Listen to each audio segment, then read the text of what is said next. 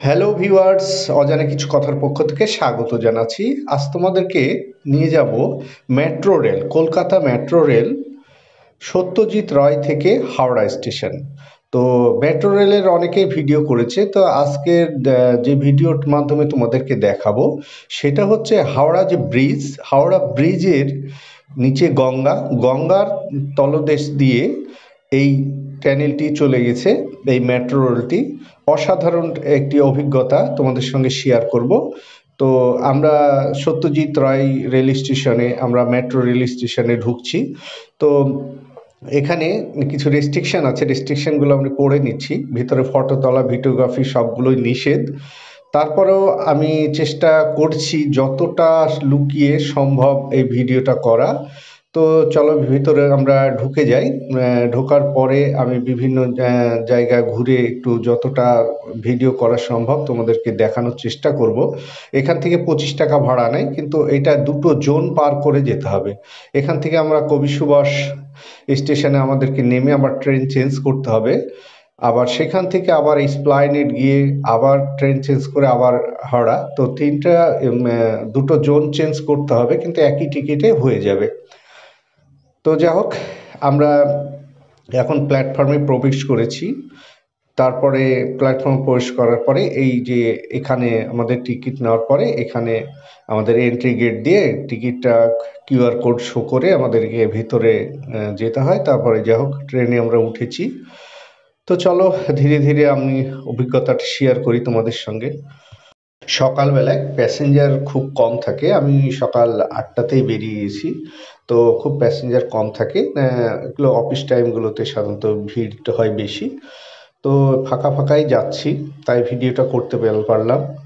হয়তোবা ভিড় থাকলে হয়তোবা করতে পারতাম না। যাই হোক, এখন আমরা কবি সুভাষে নেমে আমরা ট্রেনটা চেঞ্জ করলাম। তো এখানে প্ল্যাটফর্ম চেঞ্জ করার জন্য এসকেলেটর সিঁড়ি হয়ে আবার অন্য প্ল্যাটফর্মে গিয়ে আবার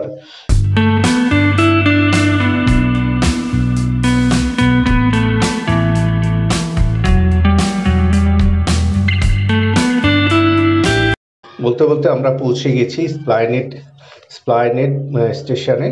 তো স্প্লানেড থেকে এখান থেকে আবার স্টেশনে থেকে আবার ট্রেন চেঞ্জ করতে হবে। তো এই দেখো, স্প্লানেডে আমি প্ল্যাটফর্মে আবার দাঁড়িয়ে আছি। এই প্ল্যাটফর্ম থেকে আবার ট্রেনটি আসবে। ট্রেনটি আসলে আমরা ট্রেনে উঠব এবং সেই গঙ্গার তল দিয়ে এই ট্রেনটি যাবে। তো অসাধারণ একটা অভিজ্ঞতা তোমাদের সামনে শেয়ার করব। তো চলো আমরা পুরো ভিডিওটা সাথে থাকবে। যাই হোক, ট্রেনটি প্রবেশ করেছে, আমি ট্রেনে উঠে বসলাম। তো এটা আমাদের যে গঙ্গার তল দিয়ে যখন ট্রেনটা যাবে তখন কিন্তু ট্রেনে অ্যানাউন্স করতে থাকে বিশেষভাবে। তো সেই অ্যানাউন্সটাও তোমাদেরকে শোনাবো। আর ট্রেনে যখন ট্রেনটি গঙ্গার তল দিয়ে যাবে তখন নীল আলো দেখা যায়। হ্যাঁ, তাছাড়া আর কিছু বোঝা যায় না। বোঝা যায় যে আমরা পানির নিচ দিয়ে যাচ্ছি। তো চলো সেই অভিজ্ঞতাটা তোমাদের সঙ্গে শেয়ার করি।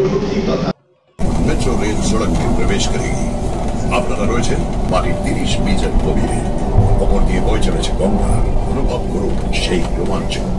आप 20 मीटर भूमिगत है। ऊपर से बहती गंगा, रोमांच का अनुभव करें।